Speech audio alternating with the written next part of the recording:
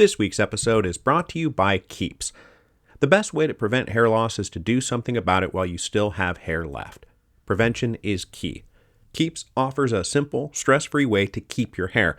Convenient virtual doctor consultations and medications will be delivered straight to your door every 3 months so you don't have to leave your house. Low-cost treatments start at just $10 a month. But again, prevention is key. Treatments can take up to 4 to 6 months to see results, so act fast. If you're ready to take action and prevent hair loss, go to keeps.com/revolutions to receive your first month of treatment for free. That again, keeps.com/revolutions to get your first month free. keeps.com/revolutions.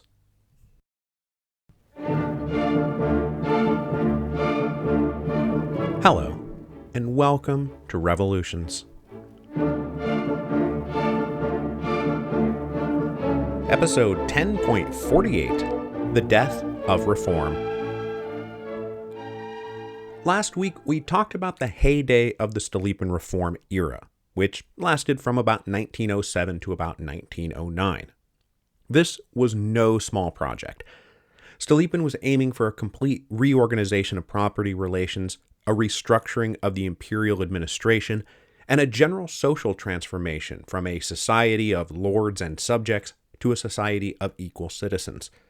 It was a total reimagining of the Russian Empire carried out through a program of enlightened despotism, imposing and forcing changes from the top down in order to rejuvenate and modernize the Tsarist system before it collapsed under the weight of its plainly evident backward contradictions.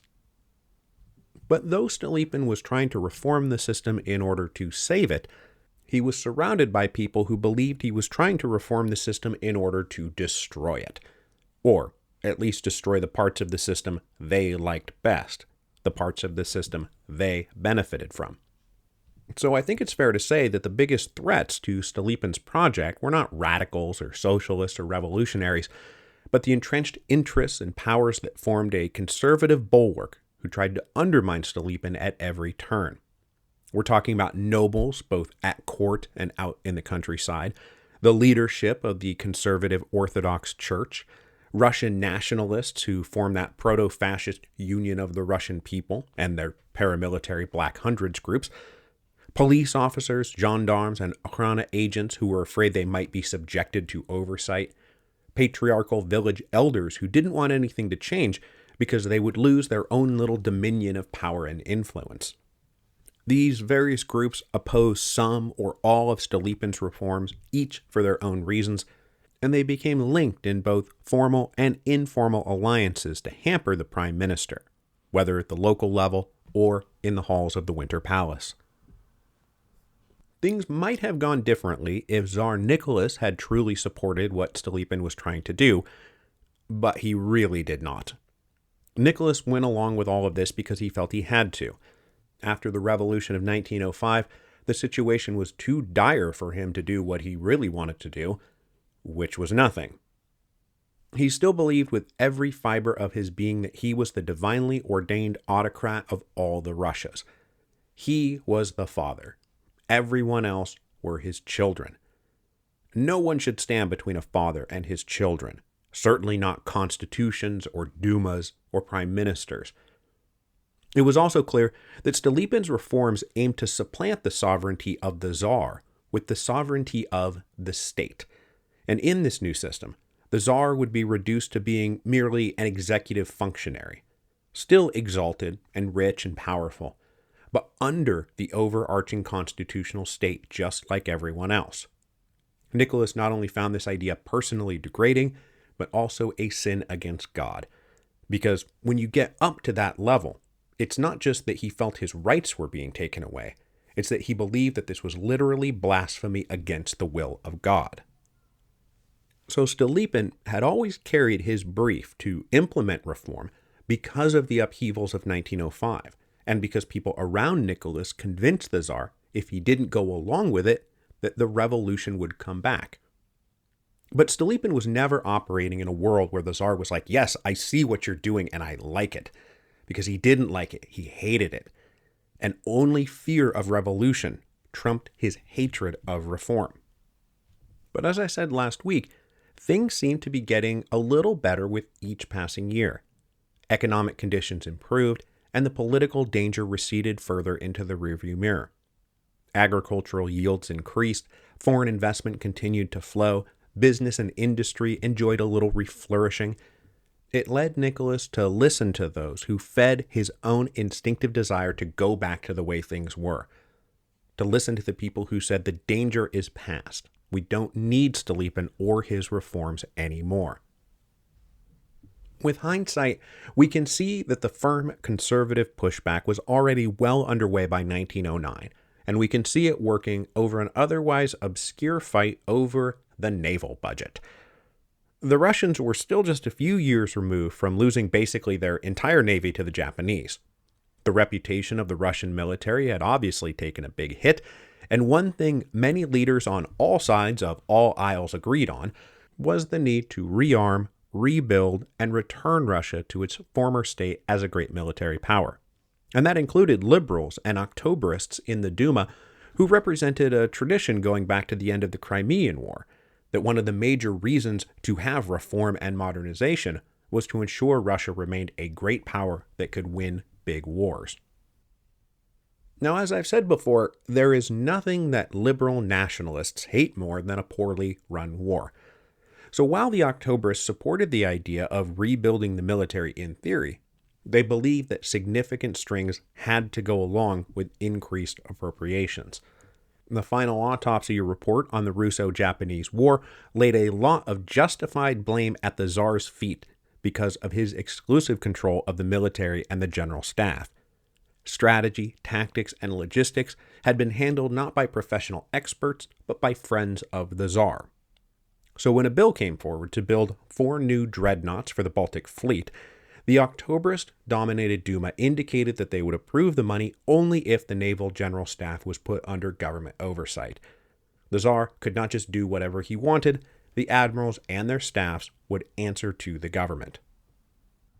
Now, this was a clear expression of the core promise at the heart of the October Manifesto, that confidence in the Tsarist system would only prevail if it was understood that people other than the Tsar actually ran the day-to-day operations of the empire. That was the whole reason there was now a prime minister and a government, rather than everything running through the Romanov family. Dividing sovereignty from government was key, and they now wanted to extend this to the military. But this ran right into Nicholas's most deeply held beliefs. He believed he had a divine right, if nothing else, to be the supreme commander-in-chief of the Russian military. If anything ought to be the personal purview of the Tsar, it was this. They had already taken away so much from him, and now they wanted to take away his army and his navy too. So he resisted. Even though Stolypin, the government, and the Duma all supported the measure, Nicholas dug in his heels and refused to go along with it. And the Tsar won this fight. The bill died. Stolypin was upset enough about the Tsar's opposition that he tendered his resignation, but Nicholas refused to accept it. He was feeling more self-confident, but not so self-confident that he thought he could get along without Stolypin. At least, not yet. But Nicholas was thrilled to discover he could hold the line, and maybe, bit by bit, he could start to reclaim what he believed had been unjustly taken away from him. Shortly after the naval budget fight, we get to the next big legislative showdown, the Western Zemsteva Bill. When the Zemsteva were first created back in the 1860s, they were not created in the most westernly provinces of the Russian Empire, those territories that had been annexed from Poland. And this was for a pretty good reason. The Polish population had recently risen in revolt, and it did not seem wise to the Russian administrators to give the landowning Polish nobility an elected forum in which to make more trouble. But now, as part of his broader administrative reforms, Stolypin wanted to introduce the Zemsteva to 6 western provinces. But to be very clear, this was not about Polish rights or national equality or local autonomy or any such nonsense. These new Zemstvas were in fact designed with quite the opposite goal in mind. Suffrage, voting procedures, and other qualifications were meant to heavily favor the Russian landowners in these provinces. It was meant to elevate Russian voices and interests and strengthen the Russian character of the administration of the Polish provinces. Support for the bill in the Duma came not from the liberals necessarily or Poles, but conservative Russian nationalists who wanted to ensure the Russian Empire remained the Russian Empire.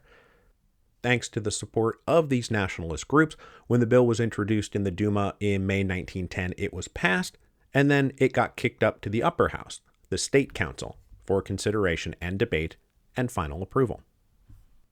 The slow-moving wheels of the legislative process meant that the State Council was not ready to take up the bill until early 1911, and it turned out that there were objections to creating new Zemstva. Some didn't like that it seemed to undermine the traditional status of the local Polish nobility, because even though they were Polish, they were still nobles, and nobles in the State Council didn't want to see their brethren have their rights taken away. Others just didn't like the idea of extending the Zemstva at all. They wanted such a democratic institution to shrink and disappear, not expand and grow. But opposition truly coalesced around a much more particular and petty idea. Stolypin wanted it, and if his enemies could torpedo the Western Zemstva bill, they might just be able to torpedo Stolypin along with it. As the vote in the State Council approached in March 1911, several of Stolypin's enemies at court went behind the Prime Minister's back straight to Tsar Nicholas and encouraged Nicholas to suspect the worst both about the bill and his Prime Minister. They leaned on Nicholas to withdraw his support for the bill and, crucially, not tell Stolypin what he was doing, lest the wily Prime Minister evade the trap. Nicholas went along with all of this, and on the eve of the vote, surreptitiously informed the state councilors looking to him for instructions and guidance that they ought to vote their conscience, which was taken as a clear sign he did not support the bill, or he would have said, vote for the bill. Stolypin was not aware of any of this, nor did he have reason to suspect the bill might be in trouble. Final approval seemed to be a foregone conclusion, and Stolypin did not even bother to attend the final debates on the assumption that it was all in the bag. But when he came down to the State Council on March the 4th to witness the final vote on one of the key provisions, he was shocked when it was voted down. He was stunned. He stormed out in an angry huff, under the entirely correct assumption that this was a direct attack on his authority. It was a vote of no confidence engineered by his enemies at court. So the very next day, Stolypin went to the Tsar and again submitted his resignation. This apparently spooked the Tsar into realizing maybe he had been pushed into doing something he ought not have done. Yes, he wanted independence from Stolypin, and yes, he wanted to reassert his old privileges, but he still feared cutting out on Stolypin entirely and accidentally inviting back revolution. So Nicholas said, look, if you reintroduce the bill, I will tell the members of the State Council to support it. But sensing he could regain the upper hand and wanting to prove to everyone he could not be pushed around, Stolypin made a big mistake. He said, no, there will not be a next bill or another bill. I want you to put through this bill, despite the State Council's rejection. He demanded the Tsar temporarily recess the Duma and the State Council, and then, when they were officially out of session, promulgate the Western Zemstva Bill using Article 87. That was the emergency law that allowed for such decrees when the Duma and State Council were not technically in session. Stolypin also demanded that the court favorites who had been identified as the ones behind the plot be exiled from St. Petersburg. If the Tsar did not agree, Stolypin said he would resign and walk away for good. It took the terminally indecisive Tsar a few days to figure out what to do because he was trying to balance all these various forces pulling him in different directions, as well as his own hopes and fears and resentments, and he was trying to put it all on top of a spine made completely of jelly, and it just didn't seem to ever want to hold. So he collapsed back into the place he had been for the last few years. He let his fear of revolution trump his hatred of reform. On March the 12th, he sent the two chambers into recess and then exiled the offending court favorites. Then on March 14th, the Tsar promulgated the Western Zemsteva Bill by arbitrary decree. To call this a Pyrrhic victory for Stolypin would be an understatement. He stood victorious, all right, but he stood completely alone. The conservatives now hated his guts more than ever, not just for dodging their attempt to bury him, but for exiling their friends from court. Liberals hated the abrupt usage of Article 87 to get his way, once again blatantly showing that Stolypin would never let a little thing like the Constitution get in his way. It drove the Octobrists, once willing partners in the Duma, permanently into opposition to Stolypin and his government. Stolypin was also attacked in society and in the presses for his high-handed arrogance. The Tsar, meanwhile, was left feeling personally humiliated, and he was furious about it. Everyone knew he had buckled under an ultimatum that made Stolypin seem much stronger than Nicholas. Whatever lingering flame of personal attachment remained between the two men was snuffed out. Their relationship died of hypothermia. Stolypin could not even enjoy his own success, and colleagues noted that after the spring of 1911, he went from being grandly self-confident to moody and bitter. Stolypin went into the summer of 1911 unhappy with everyone and with everyone unhappy with him. It is extremely plausible, bordering on a certainty, that if what is about to happen had not happened, Stolypin would have been ejected from power and ejected from our story anyway. That he would have followed in the footsteps of Sergei Witte and wound up writing pointed critiques of his successors that nobody paid any attention to, while maybe sort of hoping the Tsar would come to his senses and recall him. But instead, what's about to happen did happen, and so Stolypin's departure from our story is far more abrupt and far more permanent. Stolypin lived for years knowing that he was the prime target for assassination. All Russian officials were targets for assassination. The SR terrorists had made it very clear, long before even the revolution of 1905, that anybody who worked for the Tsar was a viable target. This was not a theoretical or a hypothetical threat. This was very real. Stolypin had already escaped one bombing already in the summer of 1906. He went around wearing bulletproof vests and always surrounded by bodyguards. Because of all this, Stolypin seems to have had a fatalistic assumption about his own demise.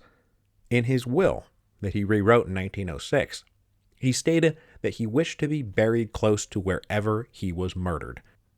It's hard to tell exactly what his state of mind was in the summer of 1911 and how much he had literally developed a death wish, but he certainly did everything in his power to not avoid getting assassinated. In late August 1911, the imperial court journeyed to Kiev to celebrate the unveiling of a statue to the Tsar Liberator Alexander II. Preceding this trip, the police informed Stolypin that they had picked up chatter about an active plot to assassinate him. They advised the prime minister to keep his head down and stay away from public places during the trip. Instead, Stolypin left his bulletproof vest and his personal bodyguards behind and entrusted a lockbox full of papers to a close friend, telling that friend to burn them if he didn't come back. Then, off to Kiev he went, and he did not come back.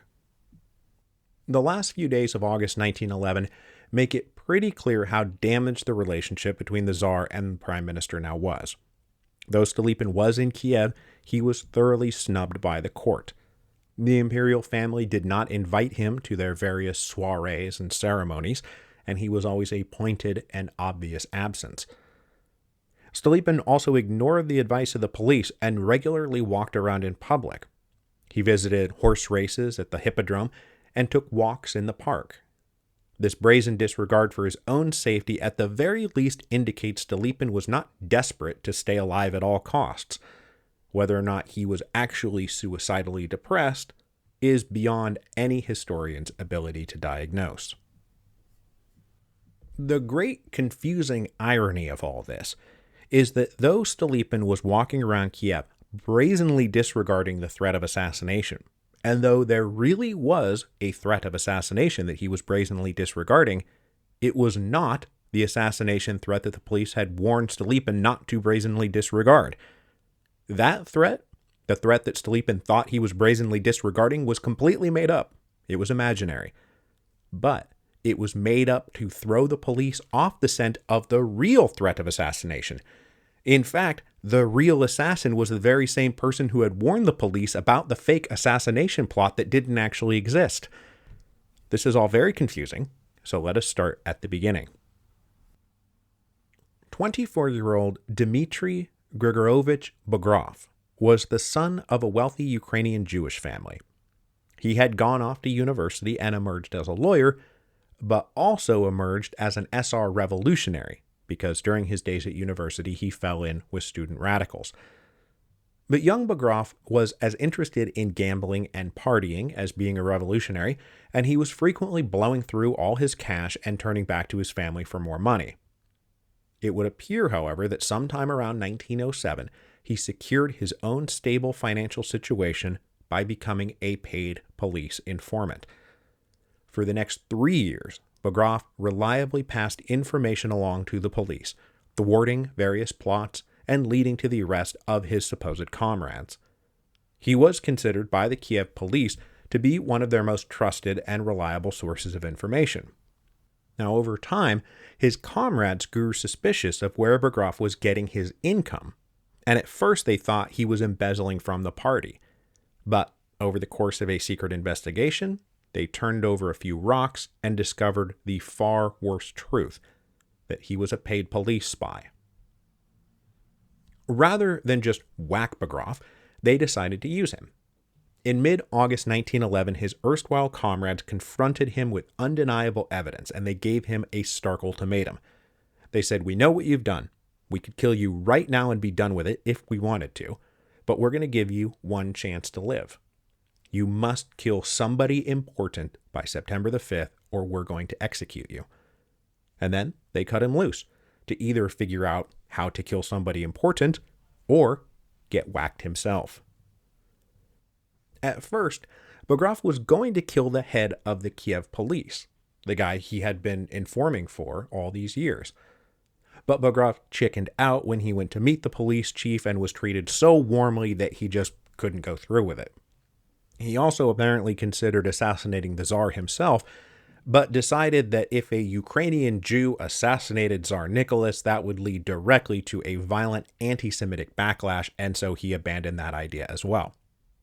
Stolypin was thus selected as a target for no other reason than Begroth had to kill somebody important, and other potential targets had too many complications. To give himself some breathing room, Begroth went to the police and told them there's a plot against Stolypin's life. He then invented 2 fictitious SR assassins and said they are going to use my apartment as a home base. So, I'm going to clear out of there, but you should keep that apartment under surveillance. Since he had been such a reliable source all these years, the police took this seriously. They devoted resources and attention and manpower to monitoring the apartment, but not Begroth, who they trusted, and who proceeded to spend the next few days stalking Prime Minister Stolypin. On September the 1st, Begroth found out the Tsar and much of the court would attend a theatrical performance, and Stolypin would be there. Continuing to feed his police handlers misinformation, Begroth told them that the assassins would surely be catchable at his apartment that very night, and he begged for a ticket to the theatrical performance to provide Begroth with a clean alibi. Just 1 hour before the performance was set to begin, he received the ticket from his police handlers, and that is how he gained access to the theater that night. The Tsar was seated in the front row near the orchestra with his 4 daughters. Stolypin was nearby, though the 2 men did not interact. Around 10 p.m., during the second intermission, Stolypin stood chatting with a few of his neighbors. Begroth, dressed in formal coattails, approached with a pistol hidden under his program.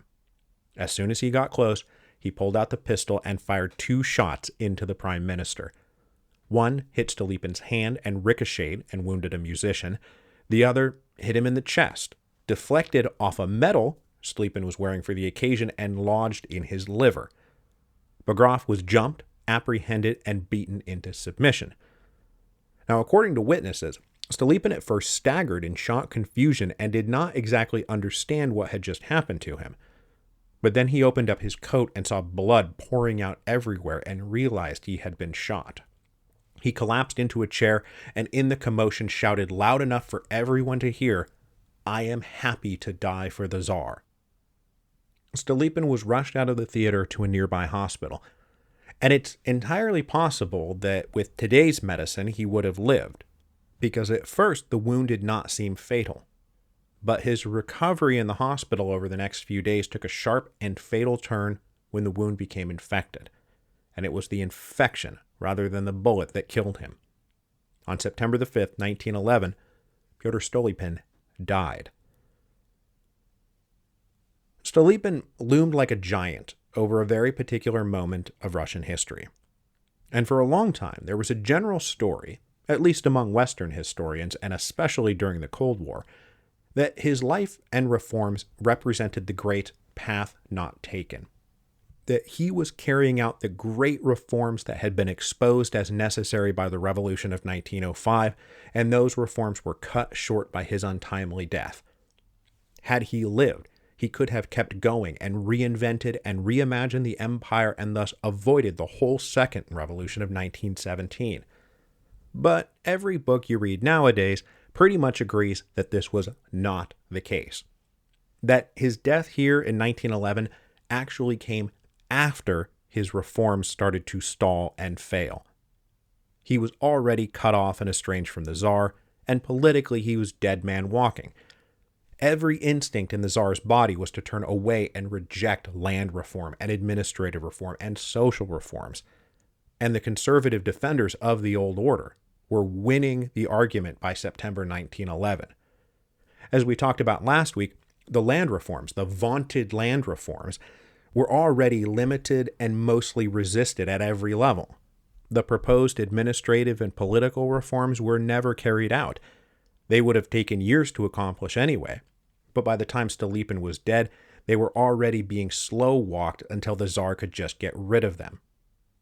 Stolypin was despised enough by conservatives that, given Begroth's connection to the police, there was immediate suspicion that the hit was ordered not by the SR revolutionaries, but high-placed conservative reactionaries.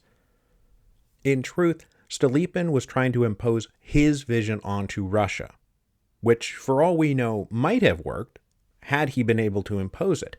But he did not have any support from the Tsar, and he was acting on behalf of no real organic community out there in the provinces or the villages or the cities or really anywhere. And he was trying to do it with a bureaucracy that was too weak, too disorganized, and too incoherent to carry it out. So as I said, had he not been assassinated here in 1911, the story probably would have gone that he winds up drafting bitter memoirs about how everybody should have listened to him, rather than him carrying all this to a successful conclusion and avoiding any future Russian revolutions. That's my read on it anyway. But his death does helpfully coincide with the death of reform, bringing to an end a brief period opened by the emergency of 1905, but which was dead, whether metaphorically or bodily, by 1911. After Stolypin's death, no one anywhere near the levers of power would ever again try anything so bold or so challenging to the existing order, because Nicholas, his court, his family, and his friends promptly retreated to their old habits, believing the worst was behind them. But obviously, the worst is yet to come.